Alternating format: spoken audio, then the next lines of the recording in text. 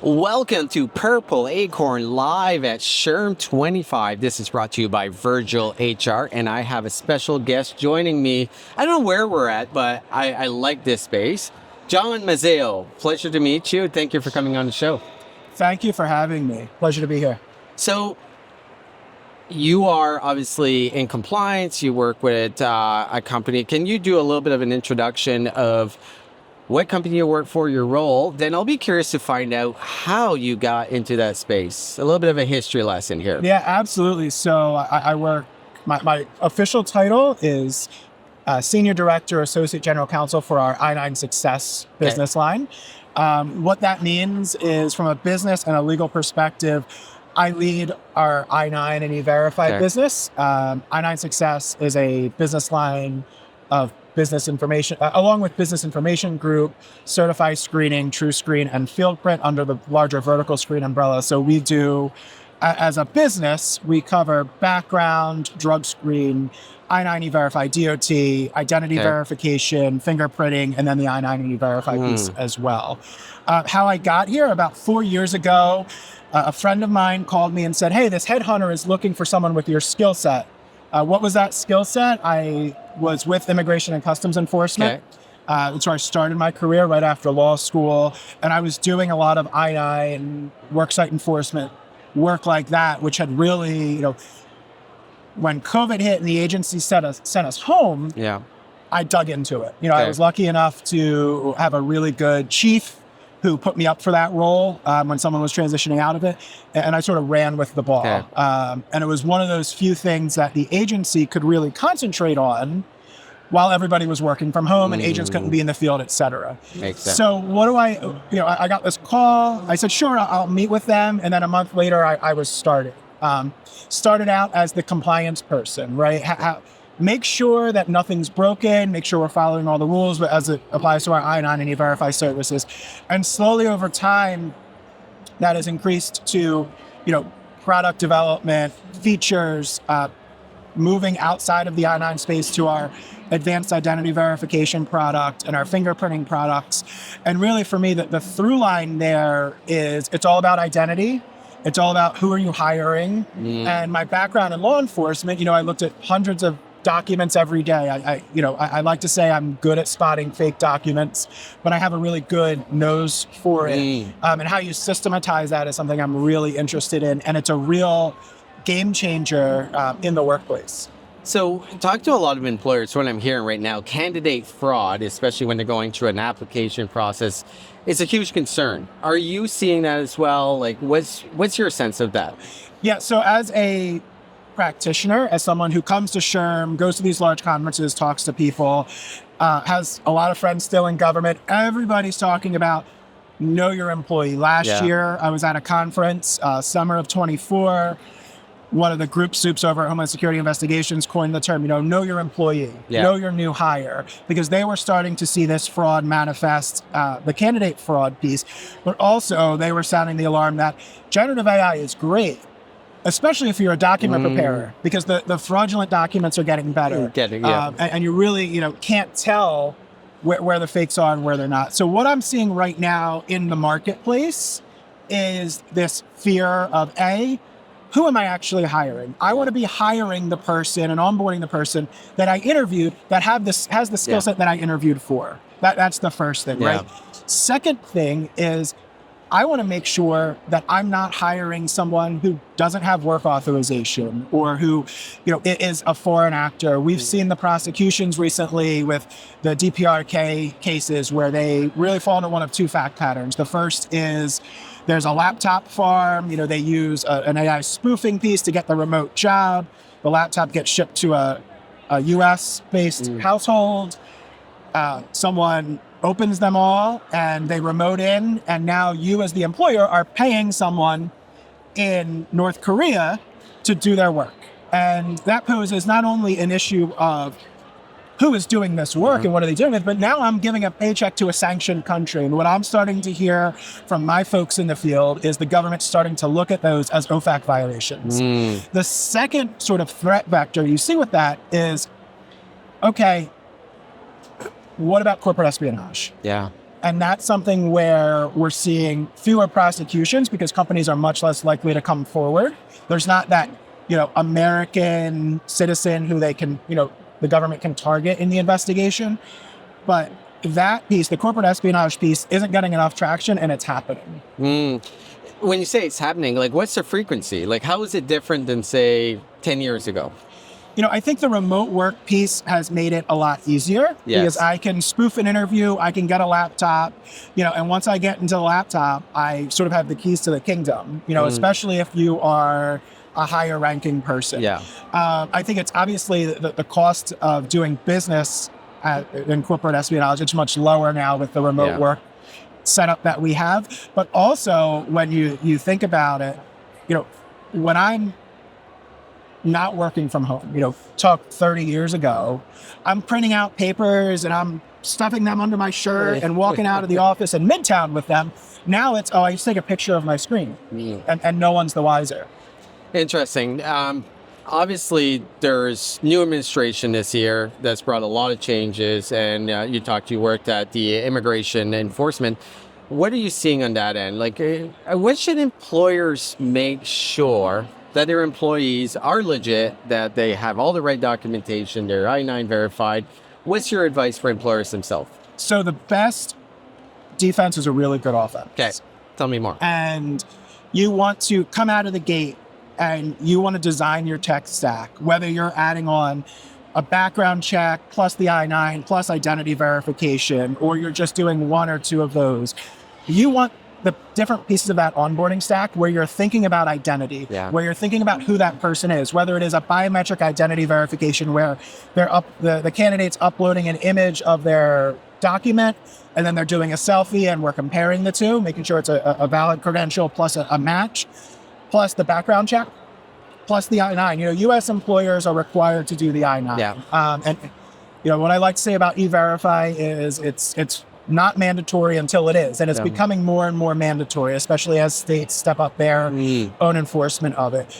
But when you go out into the market to find a candidate, you have to control what you can control, and that's where you're going on offense. And you're saying, okay, new hire, I'm going to do your identity verification, and if you don't pass identity verification, I'm flagging it, and I might not onboard you. I'm not going to let you go to the background check process. I'm not going to let you go to the I-9 process. And what I'm seeing is, for I-9, the rule is the document must be reasonably genuine and reasonably relate to the individual. So, I've had cases where the most common one I have is someone gets married, they change their name, their social security card isn't updated yet, and I say as the I-9 completer, okay, well, what's the delta here? And they say, I got married 3 weeks ago, it's a new job, fine, whatever. Okay. But what I'm seeing a lot of people do is, because fakes are so pervasive, fraudulent documents are so pervasive, especially as talk about the administration, they roll back the ability for certain segments of the foreign national population to work. It's going to drive a lot of people to a document preparer. So what I see a lot of people doing is, I'm going to leverage an identity verification step at some point in my stack, and then I'm going to have I-9 at some other point. And what does that do? It forces the individual to either have legitimate documents or have a lot of really good fraudulent documents where I've done all I can do. So it's really going on offense, setting the terms of it, and really being intentional about your stack, but also thinking, how am I protecting myself and how does this stack fit together? It's sort of like that Swiss cheese approach they use in hospitals. Well, let's talk about where in the process should it be. So obviously you talk a lot about onboarding and have it as part of your onboarding process, but what should you put in front of, say, the application, in the application phase? How much information should you try to get there even before you've even decided that you're going to interview or potentially hire them? So a lot of the work that we do is post-offer and acceptance. What I tell people is the biggest, as I'm having these conversations, if you're doing remote interviewing, you have to have at least a protocol during that interview process to have the individual hold your hand up or hold up a document. There was this great 60-minute special a couple weeks ago, right? And that illustrated the issue really, really well. And really, anytime you're doing a remote interview or a live video feed type deal, you have to be cognizant of that. And I know there are some vendors out there that have a plugin, to disrupt it. But, I've seen people, hey, hold up a stapler. Are you at your desk? Hold up a stapler. That's the number one thing I can tell people to do to guard themselves in that point. The second is, as we get further and further into this administration, and we're only, 170 days in or whatever it is, I think we're a little bit short of that, is beefing up your application process to really understand who's applying. And what do I mean by that? The government has said you can ask one of two questions. Do you have work authorization? Will you need sponsorship in the future? Okay. I see a lot of companies, and this isn't something that we do because most of ours is post-offer acceptance, but I see a lot of companies playing with that language and really starting to push the envelope because in a prior administration, they're afraid of IER coming to them and saying, well, you impermissibly filtered out this for a national population. Well, they're not worried about that now. They're worried about employing someone who doesn't have work authorization and ICE knocking on their door. So if we put that in perspective, there's different roles that are extremely challenging. And if we look at the landscape of applying for a job for, say, the last 5-6 years, they've tried to remove a lot of the friction in job application process, right? So a lot of companies are concerned that the more questions that I put in front of them, the more likely they're not going to go through the process. Like easy apply, one-click apply has become the norm. So these screening questions are less used, I guess. So I guess it goes into, you should bring back that friction, especially in the environment that we're in right now. Life is all about risk. If you operate in a zero risk environment, you're not going to make any money. You're not going to hire anyone. You're going to have this analysis paralysis. So when you have to take risk, and there's this delicate balance being an attorney who works a lot in product, I want to come in and say, this is the best process we could do. But it doesn't work. It's of no use really if it is so onerous that I get no adoption. So, that's a really delicate balance and something that I deal with every day in my role. But what it comes down to is understanding your company's risk profile, understanding what your needs are. If you're someone who, you are a high volume company, you have to move bodies in and out, you got a lot of churn, you're probably going with a more frictionless process because that suits your business need more. But when you have to take that risk, you have to try to mitigate it or take smart risks. And the former, I forget his title, Deputy Special Counsel over at DOJ IER, said in a different context, but something that resonated with me on this point was, you got to have a business purpose for everything you do to explain to a regulator, explain to a court, whatever. But the more that business process deviates from the norm, the more you have to have metrics and reasons to back it up. So, and I think that applies across the spectrum. Which can be tough for smaller business, right?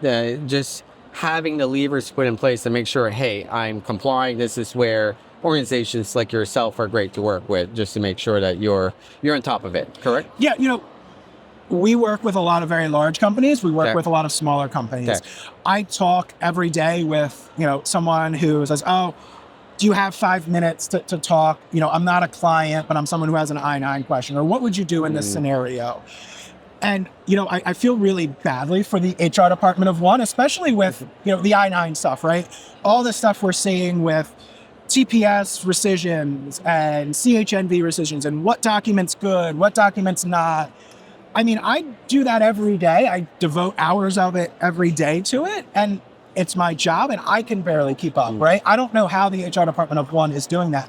But that's the best, one of the biggest pieces of advice I give are, go to your 5 or 6 biggest law firms, look who's speaking at SHRM, who's speaking at AILA on the topics that interest you, and sign up for their legal alerts. That's let someone do the work for you. And then, when you're ready to optimize your process, when you're ready to talk about, really having a force multiplier, then you come to a company like ours and say, okay, this is what we're going to do. This is what we want it to look like. And really, it's that change management portion and getting that stakeholder buy-in that I think is crucial. What type of industry that you're seeing the most amount of fraud right now? Where is the biggest focus of it? I hesitate to answer that because I haven't seen didn't know. one or another. Okay. You know, we have a business line for our financial services. We have a business line for healthcare. And then we have, you know, a sort of general purpose business line. And I'd say it's pretty consistent, the issues that we're seeing across all of them. But I do think as an immigration attorney and practitioner, where you're going to see a lot of fraud is construction, is meatpacking, is those higher risk areas where these folks, you know, USCIS came out last week or 2 weeks ago with this new report that says, these are all your employees who there's EADs have been revoked. Okay, great. Now fill out a Supplement B. Well, it's very easy for me as someone who now has lost work authorization to go and get a fake Social Security card. And that's all I need for my Supplement B. I don't have to run them through E-Verify again. So, you know, that's a cautionary tale. You know, I'm not saying don't ever accept it. I'm not saying just because they present it, it's bad. I'm saying there's that opportunity there, and you might see that spike in those affected industries. So with changes in administration, and it must be really, it's a massive change what we've seen in the last 167 days, and that might change again in 3 years when we look at, we see everything that's in the news with what the enforcement rates that are going through. Are companies nervous out there? Are they feeling that even though they probably took all the right steps, did they? Yeah, I think a lot of companies that I work with, either formally or informally, and a lot of the literature I read, especially out there, Bloomberg, the Wall Street Journal covers it really, really well. There's a reporter over at NPR. A lot of companies are afraid. They don't want to be the next Glen Valley. They don't want to be the next, you know, there was a horse track in Louisiana that was raided a couple of weeks ago. And as someone who practices this, what do I tell them is, well, you got to go on offense. And then you got to go to bed at night. Yeah. I have, you know, go and do your audit. Understand what your policies are, because you can only do so much. You know, I'm speaking later today on the topic, and part of the takeaway is you can only do so much. You can't predict if they're going to knock on your door tomorrow. You can't predict, you know, if the notice of inspection is going to come. But what you can handle and what you can action right now is, okay, are we doing our I-9s? Yeah. Are we sure of our processes? Are we testing our processes? Do we have an auditing system in place? You know, things like that where they're very digestible, people can operationalize them. That's all you can control. And really the rest, if my words work, are really, you know, you got to leave it to what happens and be prepared. You know, I spoke to someone a couple of weeks ago, right after there was a Supreme Court decision that wiped out work authorization for about 500,000 Venezuelan TPS beneficiaries. There was a decision came down on Friday. Guy called me Monday morning. He said, "John, what are employers doing right now? It's 9:30 on a Monday." And I said, "Well, they should be executing their plan." Yeah. You know, we've talked about this since the day after the election, that these individuals were susceptible to losing work authorization. You should have known who they are, and you should know how you're going to handle that, you know, moving forward. I can't predict what's going to come out of 1600 Pennsylvania Avenue next, but I really think employers can look in the mirror and steel themselves for whatever may come next. And no, my house is in order. It's in order to the point where I can get it, and that's it. So I know you can't predict, but I want a little bit of a prediction from you. What does the next 5 years in this space look like? So there's going to be a ton of automation. Okay. You know, we're talking onboarding generally. Yeah. A lot more automation. You're seeing the AI piece really find a solid use case. Yeah. You know, AI for a while was this great thing, but no one knew what to do with it. You know, and I remember going to a conference early on where there were 8 booths with AI plugins for Outlook. Well, how many plugins for Outlook can the market support? So I think that streamlining is really going to be a force multiplier for HR departments. And really something we practice when we design product is we want the HR person, the user, to be able to do HR. Yeah. No one wants to sit and decipher the I-9 rules or, you know, try to do an identity verification themselves. They want to help people. And that's really something that's evident here with the programming and some of the panels on wellness and preventing burnout. And there was one great one yesterday on supporting caregivers in the workplace. That's the heart and soul of what HR practitioners really want to do from my perspective as an outsider. I agree. And if I'm able to deliver you a product that reduces the time you're filling out a form, we'll love you. Right. But that's the hope. The other thing really is you're going to see a lot of compliance issues. So maybe a month or two ago, there were a bunch of notices of inspection, I-9 audits, businesses in DC. And something that I've heard is a lot of those people used an electronic I-9 provider that, they didn't do a lot of diligence on, or it was a freebie, and the production is not up to snuff. So I think you're going to see a sea change in the way that electronic I-9 is done. You might even see some case law, coming out of it where, as a vendor, if the government tells me I have to do X, I'm going to do it. But if you leave me this big, vague, I'm throwing a dart at it, I'm going to do the best I can. And I think a lot of companies, a lot of products out there, and this isn't to just besmirch other products, It's really, you're going to see this sea change in the way, there are like 15 electronic I-9 providers advertised here on the show floor. It's confusing. It's confusing. It's hard. The government is trying to do their best. They have their own products now, which I don't know the compliance of it. When I looked at it, it wasn't the best. But I think you're going to see a lot of consolidation. The HR industry, I hope, in 5 years, goes back to being person-centered and not form-centered, not process, not process in the sense of, I got to fill out all these forms, or, let's leave that manual work to the machine and get back to being resources for humans. Amen. I love that. So what's your first impression of SHRM 25? Have you been around? Obviously, you're speaking this afternoon. You said, what's your thoughts on the show overall? This is an amazing show. Yeah. My first time ever here. I've heard about it. Yeah, okay. I've heard about it for years as I've been in the organization. Someone told me last night there's something like 21,000 registered participants, either in person or online. And this is it. The show floor is amazing. I'm extremely impressed with how they've sort of taken over the city of San Diego. Yeah, they have. From the moment I called my Uber Saturday night, I was getting advertisements within the app.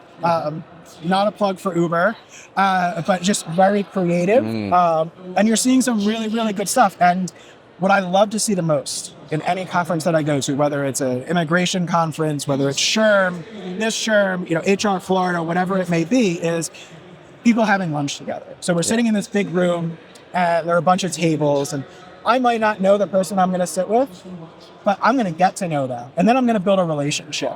And it gets to the point where, I love going to conferences for panels, but the best part of conferences for me are catching up with people who do things similar to what I do and different than what I do, and hearing what they're working on.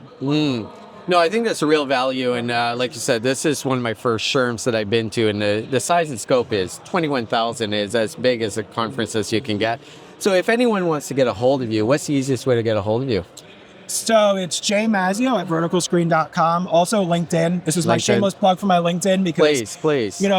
The world of immigration compliance, the world of that digital onboarding is constantly changing.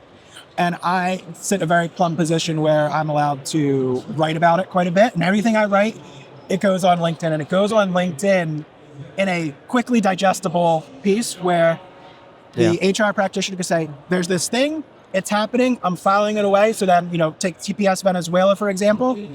They might not have an issue they have to deal with for 6 months, but you know what? There's something about this that I have to look into.